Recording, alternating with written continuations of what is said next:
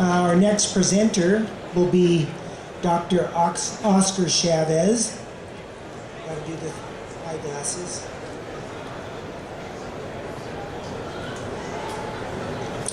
Dr. Chavez joined the faculty of the Animal and Veterinary Science Department at Cal State Polytechnic University in Pomona, Cal Poly, Pomona, in 2009. He was director of the Animal Health Science Vet Tech program from 2010 to 2013 and remains an adjunct faculty and professor of clinical veterinary nutrition.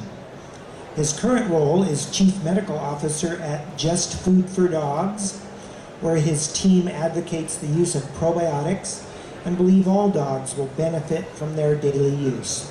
With that, welcome Dr. Oscar Chavez. Hello. So, because I know I was going last and I want to make sure that the whole thing is cohesive, mine's not so much a presentation, but rather we can have a discussion about some of the topics that came up. I have my notes in front of me and I'll pick out the stuff that came up from the other speakers and we can discuss it. So this could be, sorry about that, this could be the beginning of the question and answer period. So if you have a question, just go ahead and ask. One thing that I wanted to address, which I'm so glad that Mika brought up, is this term of humanization. So I didn't intend for me to open with this, but I'm so glad you brought it up, and I'm so glad you brought it up with the sort of like a question, right? I think that the industry has to abandon that term. I think that it is a potentially damaging term to the industry, and it's inaccurate. The insight that this term is inaccurate, I got by watching a really good documentary on the Discovery Channel that I highly recommend. It was called Animal Odd Couples. And it's incredible. It was showing how in captivity, different species were making these connections and these links that no one would expect because they grew up together. So you had a Labrador and a cheetah. You had a duck and a tortoise. You had a golden retriever and a goat. And what was interesting was that these were friendships where the one species was treating the other species like essentially they were another one of their own species. Not because they were labradizing the cheetah or cheetahizing the Labrador, or the duck wasn't ducking the tortoise. What it was is that's how they knew to help. That's what they knew. That's their species. That's how they knew to relate. And what they were trying to do is just offer their help. So you had a situation where the goat was grooming the dog. And so the dog would sit there and love it, and the goat would groom it, because that's what goats do. They groom each other.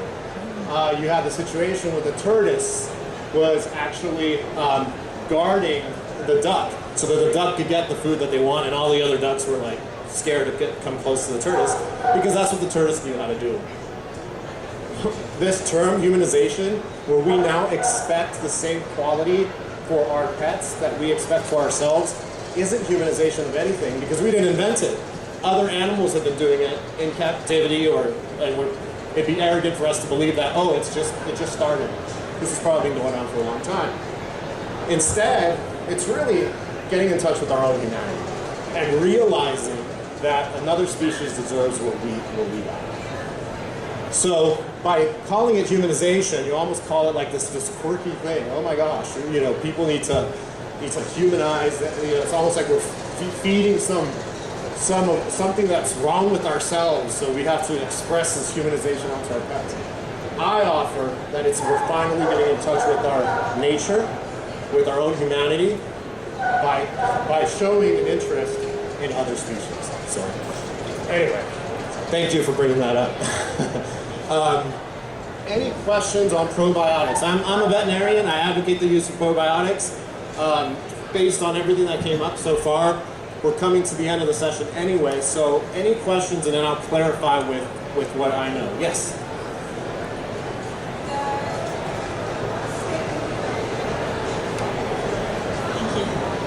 And since it's a question and answer, I'll open it to everybody else too, because we all have done that. Thank you. The question on the form about allergies and probiotics, I'd like you to go into that more. Say again? Allergies and probiotics. Yes, very good. As a So it's- groomer, I see a lot of skin issues. Yeah, so it's interesting because I agree with the other speakers that we need more research and there hasn't been enough, but there's been some.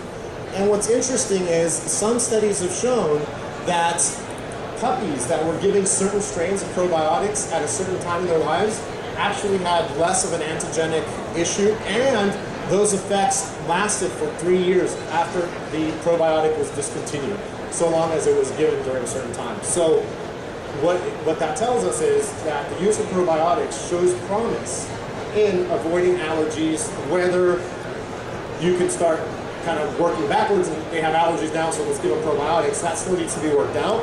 But starting puppies on probiotics could potentially help them with allergies later in life. Again, more work needs to be done, but some work has been done, and that shows promise.